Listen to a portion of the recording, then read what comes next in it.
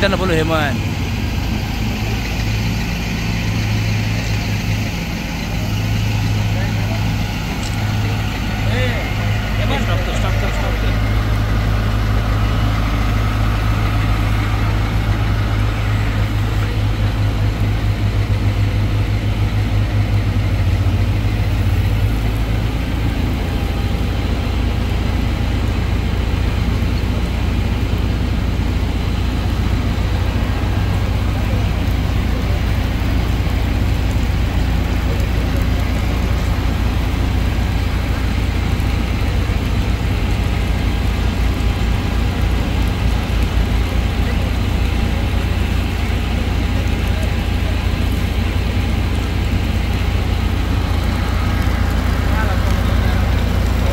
कोरेगाव भीमा या ठिकाणी 206वा शौर्य दिन साजरा होत आहे।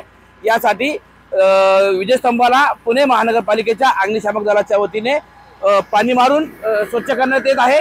दिनांक 31 डिसेंबर व दिनांक 1 जानेवारी रोजी या ठिकाणी विजयस्तंभाला अभिवादन करण्यासाठी राज्यभरातून मोठ्या प्रमाणात जनसमुदाय या ठिकाणी उपस्थित राहणार आहे।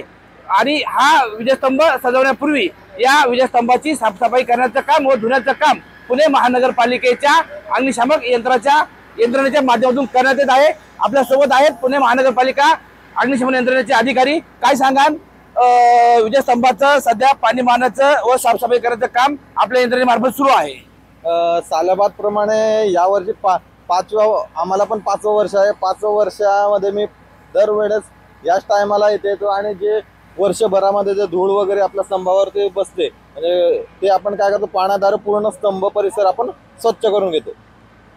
आपण पाहिलं या ठिकाणी पुणे महानगरपालिकेच्या अग्निशामक दलाच्या माध्यमातून या ठिकाणी विजयस्तंभ पाणी मारून धुण्यात येत आहे। विजयस्तंभ धुतल्यानंतर या विजयस्तंभाला फुलांची आकर्षक सजावट करण्यात येणार आहे व 206व्या शौर्य दिनाच्या निमित्ताने दिनांक 31 डिसेंबर व दिनांक 1 जानेवारी रोजी या ठिकाणी विजयस्तंभाला अभिवादन करण्यात येणार आहे। या अभिवादनासाठी राज्यभरातून लाखोंच्या संख्येने अनुयायी या ठिकाणी उपस्थित राहणार आहेत। टाइम्स नाऊ मराठीसाठी सचिन तोरकर, कोरेगाव भीमा, पुणे।